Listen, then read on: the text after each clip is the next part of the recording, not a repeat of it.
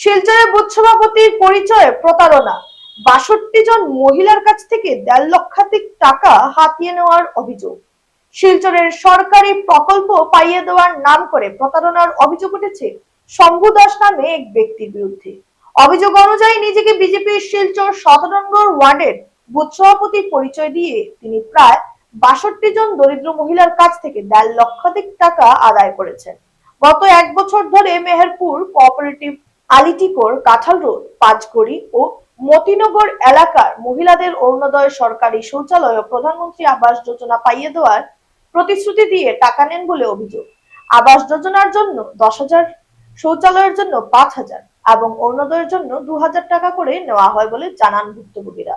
অভিযোগ রয়েছে জেলা শাসকের ভুয়া শিলমোহর যুক্ত কাগজপত্র দেখিয়ে তাদের বিশ্বাস করানো হয়, এমনকি তাদের নামে সরকারি লিস্ট ও দেখানো হয়। পরে সরকারি দপ্তরে খোঁজ নিয়ে বিষয়টি ভুয়া বলে ধরা পড়ে। ভুক্তভোগীরা জানান প্রতারণার ভিডিও প্রমাণ তাদের কাছে রয়েছে। তারা থানায় অভিযোগ দায়ের করে অভিযুক্তদের বিরুদ্ধে কঠোর ব্যবস্থা নেওয়ার দাবি জানান এবং বিষয়টি তদন্তের জন্য শিলচরের বিধায়ক দীপায়ন চক্রবর্তী ও জেলা প্রশাসনের হস্তক্ষেপ কামনা করেছেন। আমি ওটা কইতাম স্যার যে মানে মেহেরপুর শম্ভু দাস কবাডির ১৭ নম্বর ওয়ার্ডের বুথ প্রেসিডেন্ট হে। আর এইসব মেলুকে বেজান সরকারি এপ্লাই করতেন, করার বাদে না পাওয়ার কারণে তারা কইছে আমারে তুমি অরুণোদয় টাকা দিয়ে জমা দাও, আমি পাওয়াই দিমু। ও প্রথমে নিচে ৫০০ টাকা করিয়া, পরে লিস্টে ডুপ্লিকেট লিস্টের নাম দেখাই আর ১৫০০ করে লইয়া গেছে, টোটাল ২,০০০ টাকা। সেমভাবে গড় নিচে ৫,০০০ টাকা করে, লেটিনের নিচে আর ৫,০০০ টাকা করিয়া, টোটাল ৬৬ জন মেলুকর মানছে আমার পাড়া প্রতিবেশী আত্মীয় স্বজন আছে মাঝেখান থেকে এইগুলার টাকা হে নিছে।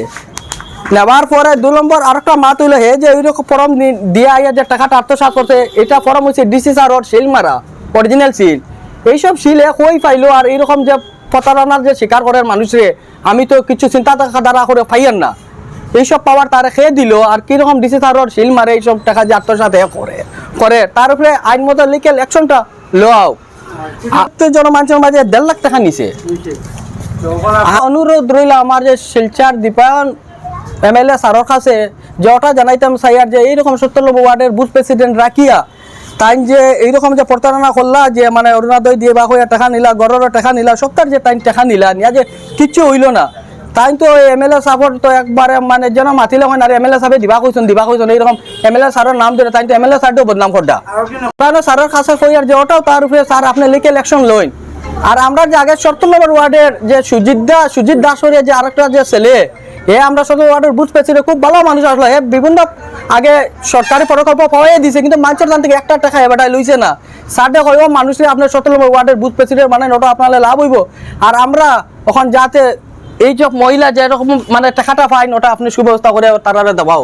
তাই যে পয়সা নিশন করিয়া যে আমার কাছে আপনি মানে ভিডিও আছে প্লাস তাই যে মানে ওই লিস্টগুলোও আছে, আমি ভিডিওটা আপনারা দিয়া দিব।